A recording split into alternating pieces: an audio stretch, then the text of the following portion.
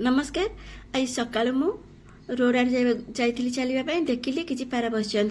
वर्षा पाग जेहेतु से किसी खावाई नाला से बुलूले कि खाଇବା संग्रह करने मु भाविली सकाल तो किसी खावा देदेबा जेहेतु मुझे सेव आने जाइली भाई को किसी सेव देली कहली भाई टी से खावा दे दिंतु भाई से सेव देले खावाई देखो पक्षी मैंने केते सुंदर भाव में बसिकी खाऊँ आपण मैंने जदि सकाल कड़े जाऊँच कि घर पाखु किसी पक्षी उड़ी आसुँच से प्रतिदिन सकालू किसी ना कि खावा दिंतु किसी तो ना मुठे चाउल पकई दिंतु पारा गोटे अति सुंदर जीवटे सुंदर पक्षीटे से केबे भी